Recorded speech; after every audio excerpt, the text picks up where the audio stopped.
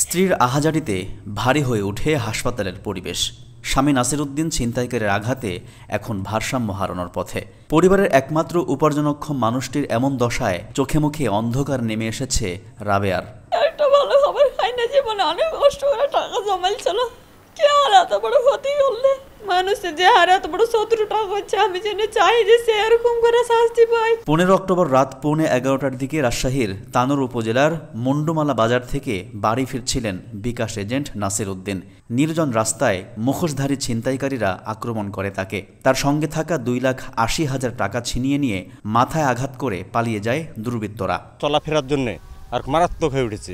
সবাই রাত্রে 8টা-9টা বাজলে রাস্তাতে যেতে ভয় করছে। এখন পর্যন্ত পুলিশ তদন্ত করে কোনো কিছু উদ্ঘাটন করতে পারলো না, এই জন্য আমরা উদ্বিগ্ন। পুলিশে পারবে না এমন কথা আমার মনে হয় না, যে পারবে না, এটা বাহির করতে পারবে না। ওরা পারবে। 3-4টা আঘাত করেছে মাথায়, কিন্তু আপনার মাথার খুলি ভেঙে বসে গেছিল। তো বিষয় আপনার তাকে ধরতে হবে, ধরে দিতে হবে, এটা আমি চাই।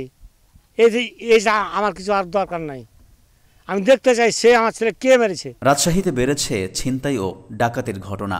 পুলিশের তথ্য মতে গত 9 মাসে জেলার বিভিন্ন উপজেলায় ছিনতাই ও ডাকাতির ঘটনায় 7টি করে মামলা হয়েছে। এসব মামলা এখন পর্যন্ত গ্রেফতার হয়েছে 34 জন। অপরাধ বাড়ায় নিরাপত্তা শঙ্কায় বাসিন্দারা।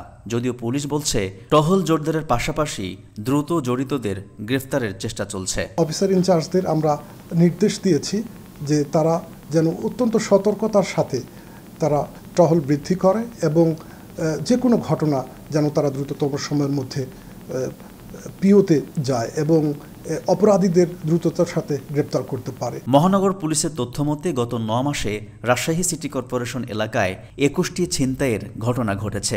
আর এসব ঘটনায় জড়িত থাকায় এখন পর্যন্ত গ্রেফতার করা হয়েছে 55 জনকে। অপরাধ দমনে আইন শৃঙ্খলা রক্ষাকারী বাহিনীর আরও কঠোর পদক্ষেপের আহ্বান নগরবাসীর। একই সঙ্গে জননিরাপত্তা নিশ্চিতে পুলিশের পাশাপাশি নাগরিক সচেতনতাও জরুরি বলে মত বিশেষজ্ঞদের। আলতাফ হোসাইন, সময় সংবাদ, রাজশাহী।